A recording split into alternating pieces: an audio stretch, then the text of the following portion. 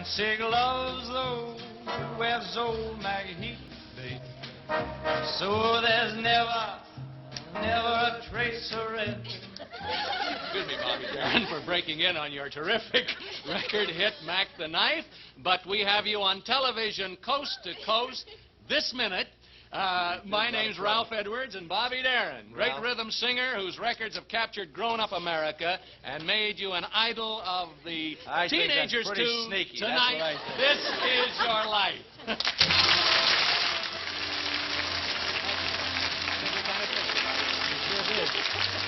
We want to thank your personal manager, Steve Blauner, who risked his own personal career because he believed in you so much, right? First time I ever saw Bobby, I believed in him. And he's just starting to fulfill the promise. Right, Steve. Yes, indeed.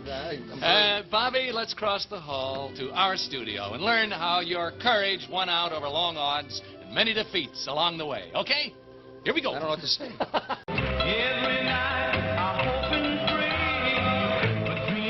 The guy who got Darin the spot with Burns was a junior agent at the William Morris Agency. The first time I witnessed it, it scared me because it was like all these little girls were out there knowing that we're having orgasms. I mean, it was really that kind of thing.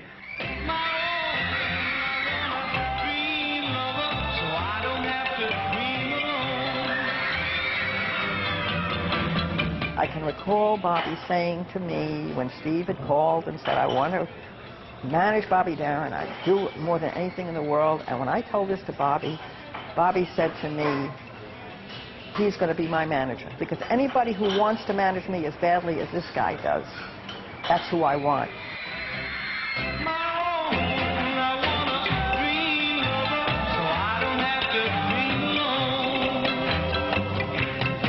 So I'd go into record stores. And when no one was looking, I'd move his albums down front and so forth. I still do, by the way. I go to Tower all the time and manipulate.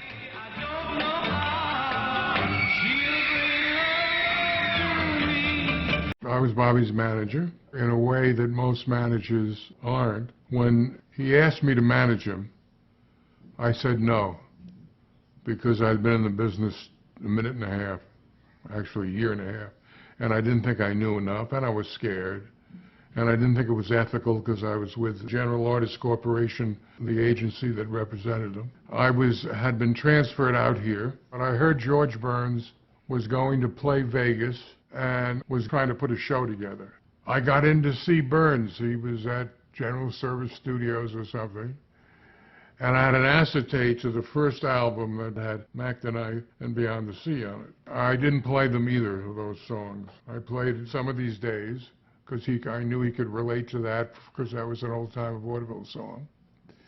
I played him a ballad, and then I played him an up-tempo song. I make a deal with Burns.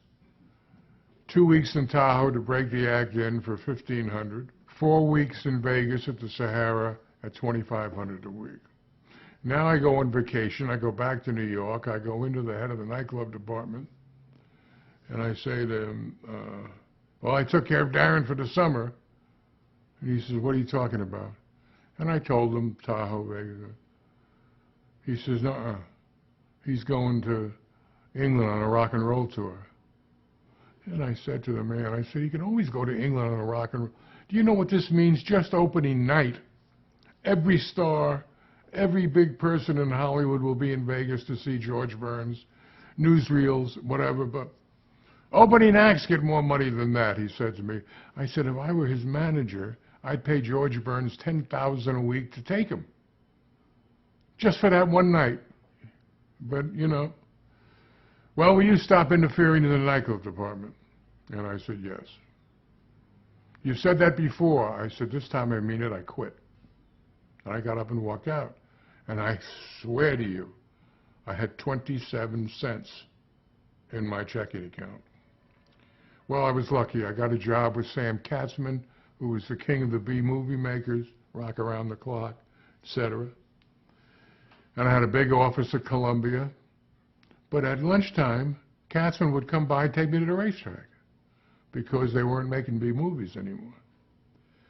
And I can't. What is this? This is no career for me. So I called Bobby. Said, if you still want me to manage you, okay, but it's got to be now, because because I can't stay here any longer. Now, Bobby had such guts.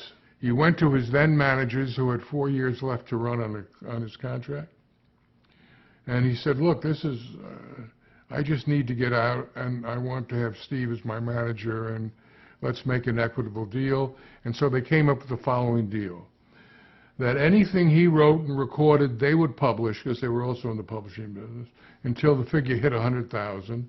Then he was free for many more, but they would own those copyrights forever. And he did that to get me, who'd been in the business a year and a half. Now I sat him down and said, look, if I'm going to be your manager, I'm going to be all over you, telling you what to sing, how to sing it, what to but in the final analysis, the stage is yours, and you'll do what you want. Well, I need that as a manager. I don't want to come to you and say, will you play? Will you do? I'm going to come to you and say, the Copa, this is movie you're doing. And he looked at me like I was insane. And he said, well, what'll I do? I said, go play golf or write songs. I don't care. You're not supposed to know that part of the business. That's mine. I think the only person who had that was Elvis and the Colonel. And he agreed to it. And we had a handshake. We never had a written contract. And he lived by it. This was back in 1958.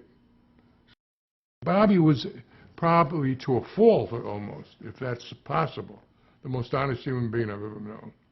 Just right there. People would come up to him, say, you know what happened, you know, Paul, I ain't get this or that.